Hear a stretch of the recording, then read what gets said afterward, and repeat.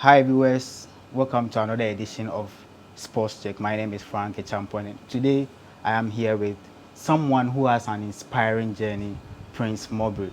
Prince, welcome to Sports Check. Thank you, thank you. Nice to see you. It's been a while. Yes, yes. Prince, there's been lots to talk about.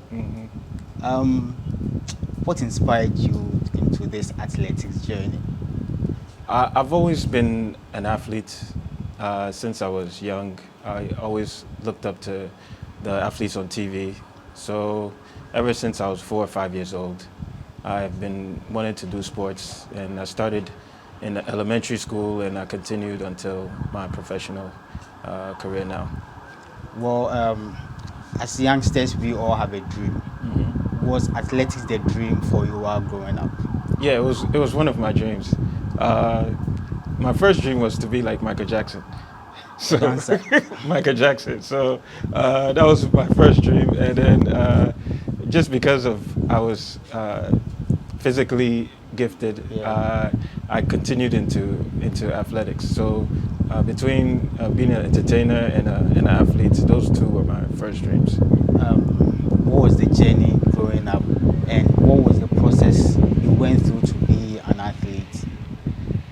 I started competing in maybe elementary school, which is JHS here, and I was in the States, so I've been in the States since I was 5 years old. Okay. So I started from JHS all the way to university. Yep. And I took a few wrong directions, Okay. and I came back on track. And now it's been a great journey. You mentioned about taking some wrong tracks, and then mentioned being in the States. Can you run us through a background check of Prince Maubrey? Yeah, sure. I was admitted into one of the top universities in the country, and for wrestling and my academic abilities. Okay. And I found out that I wasn't given a full scholarship. So at 18 years old, I decided to try to raise money for my, I think it was about $30,000, which is more than 50,000 cities per year tuition. Okay. No, more than 500,000 cities, more than 500,000 cities per year tuition. Okay. And I decided to turn to selling drugs in university to pay for my school. I was caught, and I was facing 60 years in jail. 60. 60. And by the grace of Jesus Christ, I was all my charges was dropped after a few years of going back and forth to court. My charges were dropped, and then I turned into the right course. The right course. Which is just focusing on athletics and earning money the right way. I didn't finish school as I would have wanted to at the time. But now, in retrospect, with everything that I've gone through in life, all the things that I've accomplished, I realized that it wasn't my destiny to finish school because I wanted to be a doctor. I went for pre-med, and I wanted to be a doctor. And I realized now I don't want to be a doctor. I love inspiring people with what I do as far as my athletics and the books that I've written that have gone to bestseller worldwide. And if I was a doctor, I'll be in the office or a hospital every day, which is, I wouldn't have the reach as I do now. Yeah. So it was by fate that I went in that path, and that has led me here. So let's come to the athletics journey. Yeah. Right now, at this moment, what is Prince Maubrey doing about his athletics journey? I've been training for a long time, for many years. Last year, as you may know, I had a cancer relapse. So I still trained during last year, but I just wasn't able to qualify for the Olympics. And I decided, after all these years of coming back and forth to Ghana from the States, I decided just a few months ago to relocate permanently to Ghana. Okay. So just last week I've relocated permanently to Ghana, and I'm coming to train, but I'll take maybe a few months to build a house, and then that way I can be settled, and then I'll start training for this coming season. So that's my plan. As soon as I finish building a house, I'll be settled, and I'll start my training again. Okay. I know you had been training for the 2024 Olympics. Yes. That just happened in July, and failing to secure qualification because of the cancer relapse. How was it? How did you feel? I always feel good because I know everything is under the control of Jesus Christ. Okay. So I don't get worried and I don't get frustrated because it's all part of the journey. Sometimes he tests you to see if you're going to lose faith. Yeah. And my faith just grows more. I kept training to the amazement of my doctors and my teammates. I'd never stopped believing. The body was weak, but the mind and the spirit was very strong, even stronger than before. So I didn't feel bad. I just know it's part of the journey, part of the process. So we keep going. Okay, and then there was massive disappointment from the path of Ghanaians. Our athletes failed. Failed horribly. Mm-hmm. Watching on from the TV or I don't know, reading it on the news online. Yeah. Were there any ideas about what these people could have done? Were you beating yourself like I should have been there, I should have been there? As far as me, I know that when the time is right for me, I'll be there. If you're chosen, if you're the one, you don't have to worry about anything. You just do the works, and then you'll get there.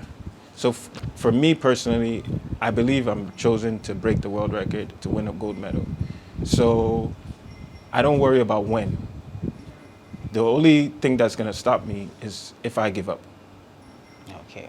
So as far as the other athletes, I know a few of us train in the U.S. And we qualify for the Ghana team. But there's some that train here in Ghana that try to qualify. And I think the way to qualify would be for athletes here in the U.S. It has to start with the facilities. EWAC Stadium needs to be renovated. And I don't think it will cost too much money out of the sports budget to just renovate the track. The grass is okay, but the track has so many potholes in the middle, and you'll be surprised how big of a difference it will make once you just renovate the track. Just the running part. You don't have to renovate the stadium and the seats necessarily. Just the track. You put the rubber, you let it dry, and it makes a big difference. Makes a big difference. So, and the restrooms. If the restrooms were clean, it makes a big difference. So there's a few things that need to be done immediately so that we can qualify for the next Olympics. And then you talked about facilities. Yes. Let's do some comparison here.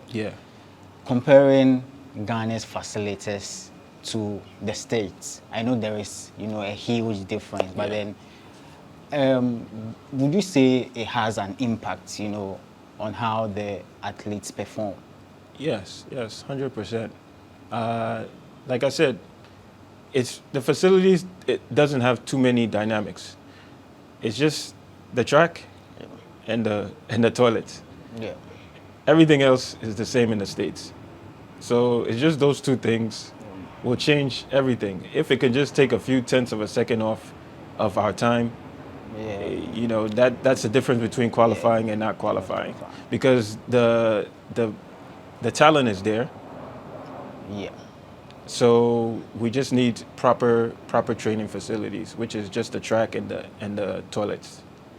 And as an association, athletics association, or as a player body, have you had any discussions with your peers? I mean, your fellow athletes, on how you could garner the voice to help get these facilities here in Ghana? No, I haven't. I came last year. I trained for about 5 months here on Ewak Stadium, but I didn't voice my opinion to any of the athletes about changing the facilities. I remember every time I've come, I've spoken to some seniors, and I've asked them, not by by force, but just asked them if there's any way we can get the track fixed. And I was told that it's a government land. So my only idea is we speak to whoever's in charge, government-wise, or if it comes down to the government not willing to renovate the track, then my option is that I'll fund it. I'll do it myself. So that's my idea in coming to Ghana. If the government is not willing to do it, I'll raise the money myself, and I'll get it done. That sounds interesting, and it will be a massive boost for we as a country, and then the athletes also, to boost their preparation. Yeah. So I would want you to be say that on repeat. Yes. No one is going to do anything for you. I've learned this in life. I've traveled the world, and I realize no one is going to do anything. If you want something done, you have to do it yourself. Yeah. So I've already set that in my mind, that now that I'm living here, I'm not coming here for 5 months, 6 months, and then going back to the U.S. Now that I'm living here, if they're not willing to do it, I'll do it myself. So I've already set that in my mind. And if they're not willing to accept the money to do it, then we'll find a land and build a track. So the fact that I'm here, I'm getting straight to work. Okay. You had a coach the last time I met you at Ewak. Yeah, Coach Amuzu. Is he still your coach? Yeah, he's still my coach. We always keep in contact, even while I'm in the States. So don't tell him yet. I'm gonna surprise him. I haven't told him I'm here yet. So I've just been here for a week. So he's still your personal coach. Yes. He will be the one to train you. Yes. When you make your stay permanent. Yes. He's been my coach for. When was the first time I came to train? I came I think it was 2014. Okay. I came just to train by myself. I saw him, and he had some athletes, and he approached me, and ever since then, I've been training with him. How would you describe Coach Amuzu? Oh, he's amazing, amazing coach. As I mentioned, I've trained with coaches all over the world, and you know when the coach is knowledgeable about the sport. Yeah. So if I go to a country or city and the coach is not as knowledgeable, the fact that I've been in this field for a long time, I would notice immediately. So once you spend a few days with a coach and you realize that they're knowledgeable, then you stay with them. So he's very knowledgeable. It's interesting because I learned something from my coach in the U.S. and then I learned something from Coach Amuzu here. Okay. So if there's something missing from Coach Amuzu that maybe my U.S. coach can help me with, I combine both knowledge from both coaches, Coach Joey Scott in the U.S., Coach Amuzu here. So I'm fortunate to be blessed with two great coaches. One would say you are blessed, like you said, you are fortunate to have two big ideas, to get training from. But then, Prince, let's go for a quick break. We'll be right back and delve into more details.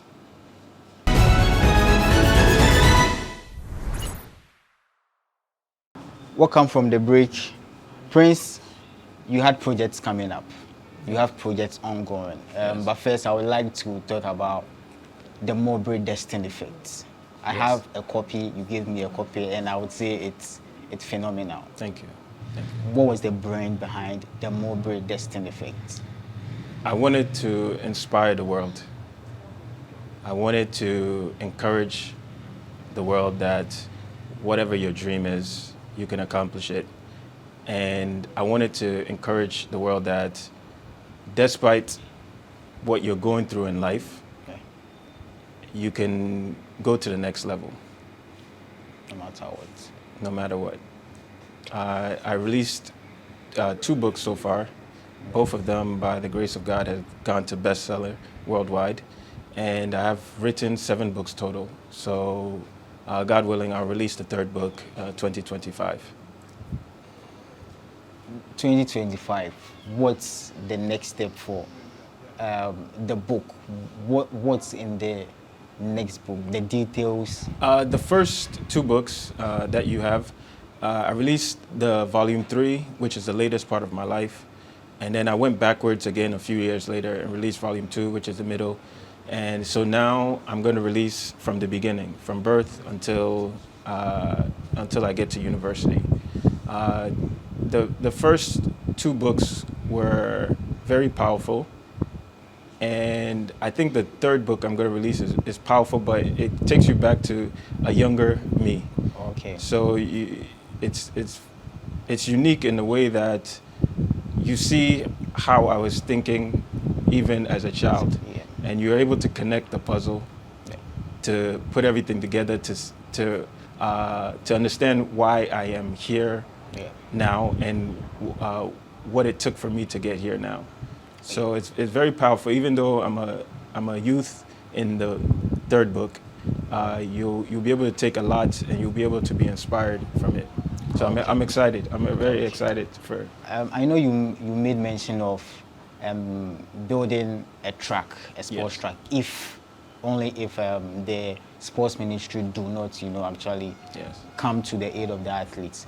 Aside getting a track and building your own track, are there any projects that you want to pass on to the youth of Ghana?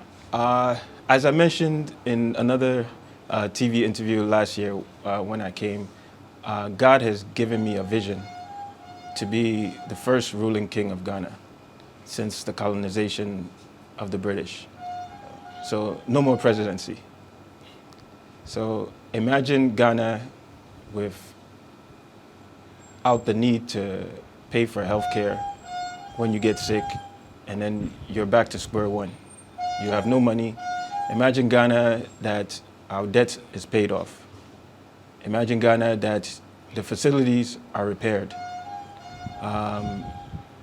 Imagine Ghana that you don't have to worry about the many job obstacles that you're going through. So that's the reason why God has brought me here. And I realize that that's the reason that God has brought me on this path of going in the wrong direction, of going through sports, to teach me, to traveling around the world, to learning the different cultures and finance and communication. He's brought me here finally to stay so that I can begin the work. As you know, I've already started my royal duties from the U.S. When I do my donations and my counseling. So that's the main project. I'll continue my sports, but I'm here to help Ghana, to encourage Ghana, to lift Ghana up out of the depths of poverty and lack. Meaning the Olympic dream is still intact? It's still there. Obviously, as the people decide if they want me to be the leader, I'll gradually go off from my athletics and more into governing. But nothing is by force. I'm patient with everything. It doesn't have to be this week or this month. The people will decide. It's all up to God and the free will of the people. So my job is just to start here in Ghana, continue the works, and the people will decide.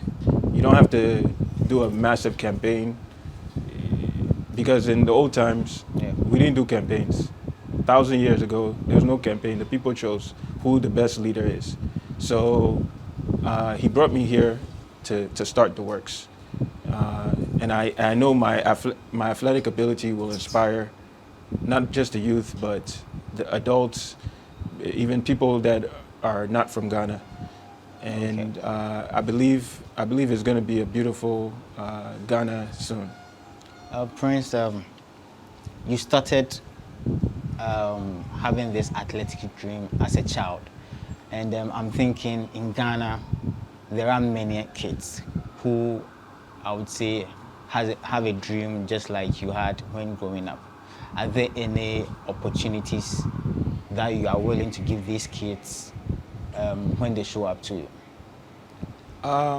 The best thing you can do is give hope. I've learned that. I mentioned when I was a kid in Ghana, I wanted to be like Michael Jackson, right? There's nothing that Michael Jackson could have given me physically. Yeah. What he could have given me was hope. For him to come and visit Ghana, for me to just see him here in Ghana, doing what he's gifted to do. So it's not necessarily about money. Money comes and goes. It's good to have money, but the hope, the words, the encouragement, the love that you show is what, if I would have seen Michael Jackson, using him as an example, just to see him and just to feel the love has catapulted me to where I am now. When I was in Miami just a few months ago, I believe you know Mark Cuban. Yeah. The guy, he's on Shark Tank, and he started, I think, Yahoo, and he's one of the richest billionaires in the world. He went to my school. He went to Indiana University. And just a few months ago, I saw him while I was book signing in Miami. And I called him. I said, Mark. And he stopped. He gave me the time. I showed him my book. I gave him a book. I said, you know, you went to Indiana University. You used to come to the where we go to the bars, the music places. And I told him, just seeing you coming back to our university, it really inspired me. And I told him that, and he was so touched and happy to hear that someone, just for him to come back, he was able to affect someone. Inspiration. So I'm telling you, that's the most powerful thing, is for the person to come back and for the people to see that you're there. You may not realize it now, but maybe 5 years from now, 10 years, 15, 20 years from now, it makes an impact.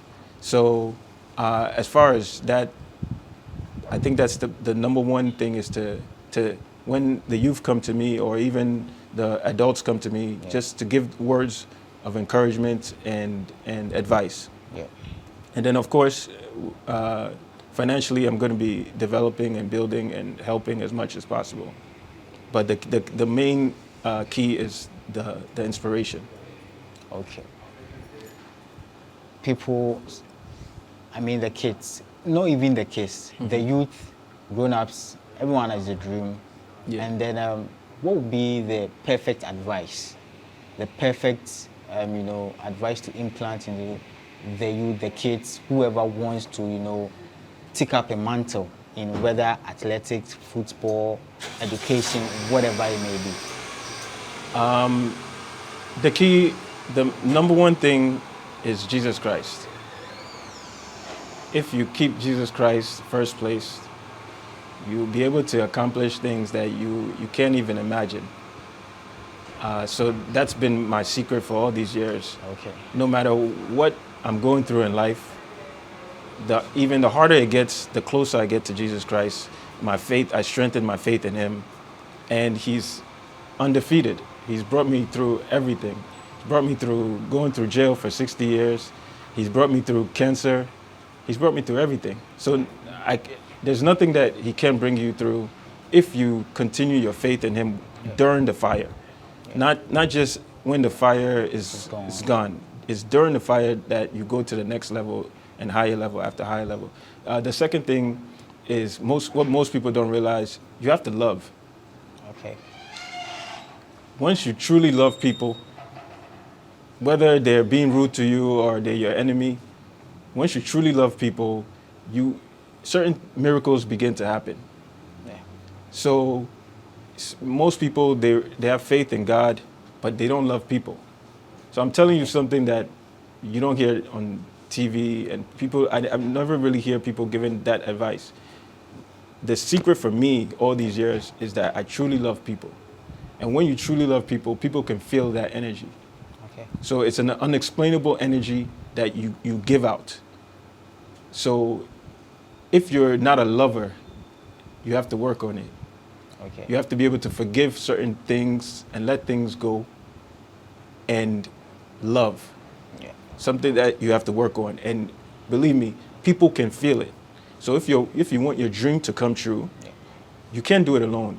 You need help. Okay. So in order for you to attract people to help you, you really have to love them. And they feel it. And they want to be part of what you're doing. Right. So, number one, faith in Christ. Number two, love. And I think there are many more, but I think a third thing to do is don't give up because your dream hasn't happened in your time frame. It never happens in your time frame. It only happens on God's time frame. I remember when I first started training for track specifically, I said, "Oh, by next year, 2 years, I'll break the world record." You see, and in retrospect, if I knew it would have taken this long, I probably wouldn't have done it. But because I had faith and I was willing to go through the journey, and each obstacle that came, I realized that it only helped me. It only helped me go to the next level. Yeah.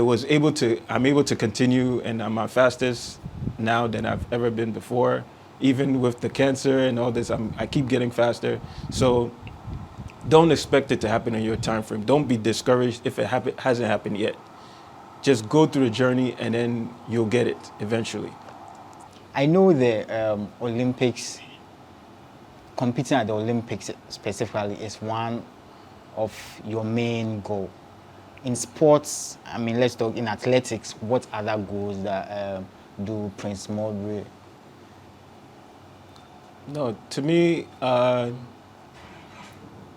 Olympics, winning a gold medal and breaking a world record has been the only focus in my mind since I decided to focus on only track. For me, it's not as other athletes think of it, as it's the biggest thing in life. The biggest thing in life is not sports. It's your family, your people. So for me, I've accomplished so many of my goals throughout my life. This is just another goal, to-do list. Okay. I don't see it as something that's impossible. It's just another goal that one of the many that I've accomplished. So when it happens, I'll be grateful, I'll be happy. I may cry because it's taken a long journey. So long, yeah. But it'll be just another check on my list of goals that I've completed.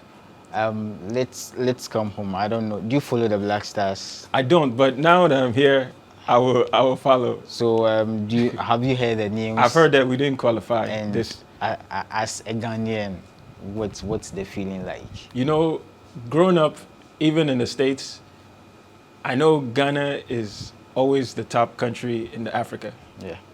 And it's sad. It's sad that even though I don't follow in the States, but my whole impression since growing up is that Ghana is number one, top one in Africa. That's so right. It's sad that the last few years we're not number there one anymore. So it's a shocking revelation, and I think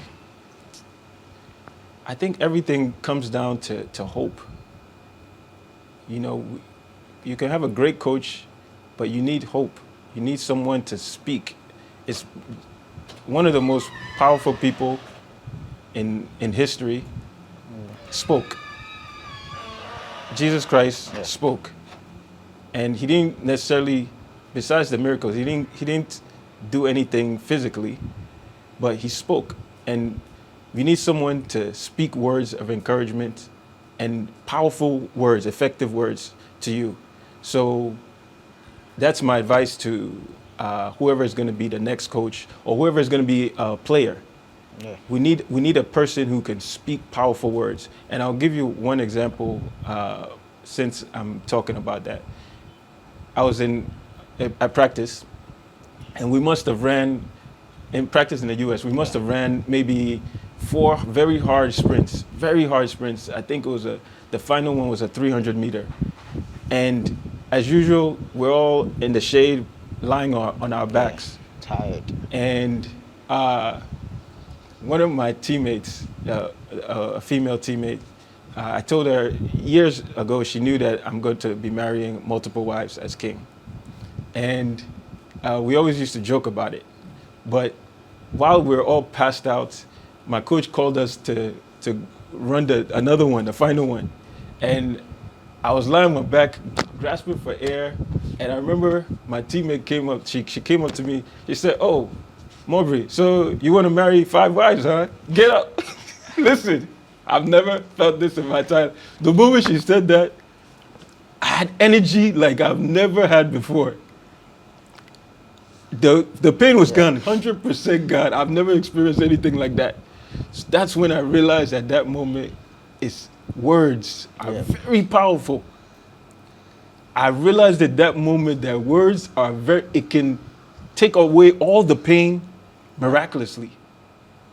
I got straight up and I felt no pain and ran the next run like it was nothing. So coming back, there's words, powerful words that God gives each person. And there's people in this world that has been given or are given the gift of words to lift people up. And that's what we need. Not just coaching and technique. You need a powerful person who can speak words of hope into athletes. Oh, Maubrey, thanks for coming. It's been an exciting interview with you. Lots of insightful moments, and I wish you all the best in your journey. And Akwaaba. Thank you, Frank. Akwaaba in Ghana. Thank you, Frank. All too soon, Sports Check has come to an end. We'll be back with another exciting episode. Stay safe.